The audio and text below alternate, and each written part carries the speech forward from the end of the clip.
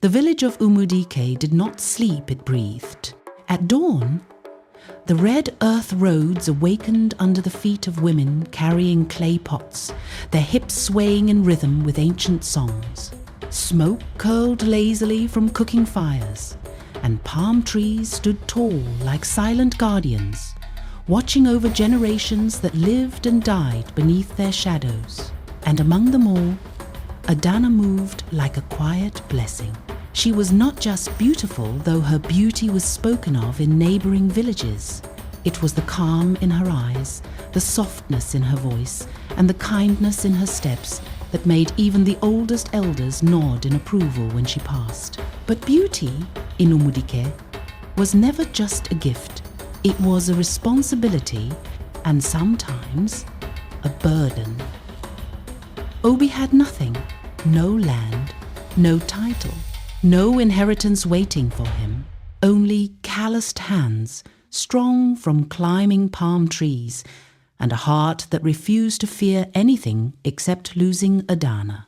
They met where the village ended and the wild began, by the river. The river was their secret. It flowed gently, whispering over smooth stones, as if it understood lovers better than humans ever could. "Adanna," Obi said one evening, his voice low, careful as though the wind itself might betray them. "One day I will build something worthy of you." Adanna smiled, shaking her head. "You speak as if I am something to be earned." "You are," Obi replied, "not by wealth, but by truth." She stepped closer. "I don't want riches, Obi. I don't want titles. I only want a man who will never lie to me, even when the truth is hard." Obi held her gaze. "Then you have chosen the right man." But fate had already begun to laugh at them. Chief Okore did not build his name on emotions. He built it on power, alliances, respect. And respect, in Umudike, was not negotiable. "The marriage is settled," he announced one afternoon, seated before the elders. His voice was calm, but it carried the weight of finality. "Adanna will marry Izegu, son of Chief Nwoye. Their wealth will strengthen our people." Adanna stood frozen. The room felt smaller. "He is not the man I love," she said quietly. Silence fell like a heavy cloth. Chief Okorie's eyes lifted slowly to meet hers. "Love," he said, almost dismissively, "is a child's language. Marriage is a man's decision." Her chest tightened. "Father, you will marry him." No anger, no shouting, just authority, and somehow that was worse. Ngozi had always stood beside Adanna. They fetched water together, laughed together, shared secrets beneath moonlight. But there are some secrets that poison the one who keeps them. Ngozi had seen them at the river. The way Obi looked at Adanna, not with admiration, but with something deeper, something permanent, something she wanted. She tried to bury the feeling. She tried to ignore the ache. But love, when denied, becomes something darker. And one evening, as the sun sank and shadows stretched across the village, Ngozi made a choice that would change everything. As the sun dipped low behind the palm trees, Umudike held its breath. The sky burned in shades of orange and dying gold, and long shadows stretched across the red earth, like fingers reaching for something unseen. The village sounds began to soften, laughter fading, mortar pounding slowing, voices lowering into evening murmurs. Ngozi stood alone at the edge of the path that led to the chief's compound. Her feet refused to move. In her chest, two voices wrestled. "She is your friend, but you love him." She closed her eyes, and the memory came uninvited. Adanna's laughter by the river, the way Obi looked at her, like she was the only thing that mattered. Ngozi's fingers tightened into fists. "Why her?" she whispered to herself. "Why not me?" A sudden breeze passed, rustling the palm leaves above her. It felt almost like a warning. or a whisper? She turned away from the chief's compound, took a step back toward the narrow path leading to the river. For a moment, just a moment, it seemed she had chosen loyalty. But then she stopped. Her breathing grew heavier. Another memory surfaced, this one sharper, more painful. Obi's voice. Soft, certain. Then you have chosen the right man. But he wasn't speaking to her. Ngozi's face hardened. Slowly, deliberately, she turned back toward the chief's compound. One step, then another.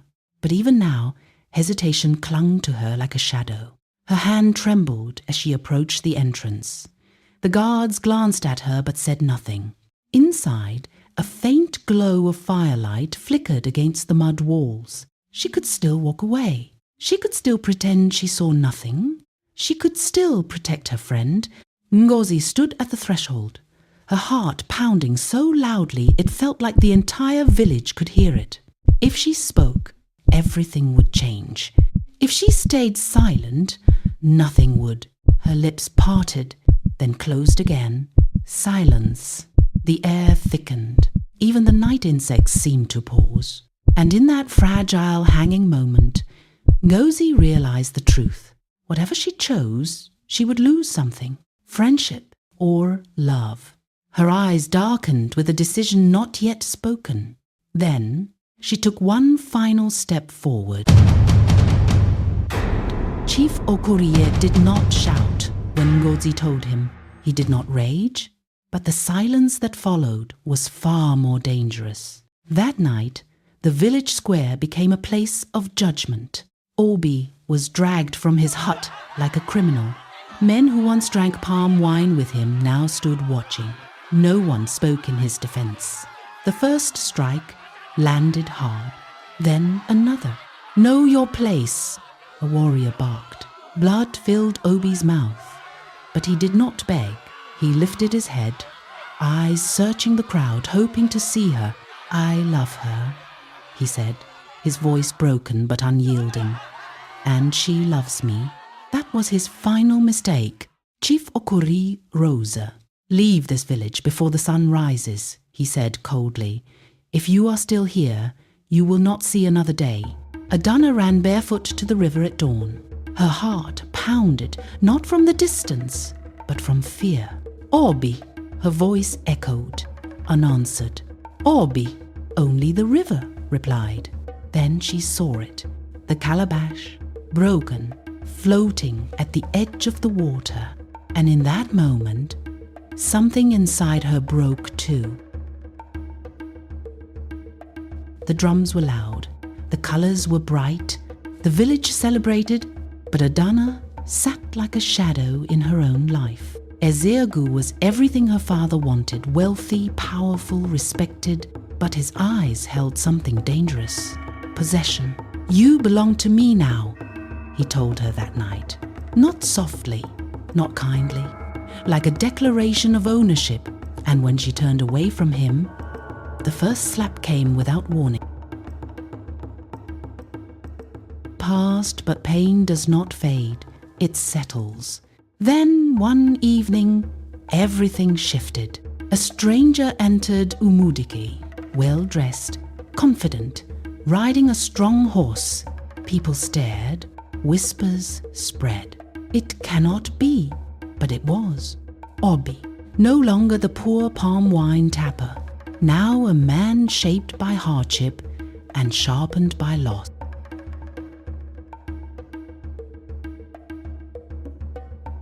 Ngozi could not carry the weight any longer. Her guilt consumed her. I destroyed you, she confessed, tears streaming. I thought, if you lost him, I might gain him.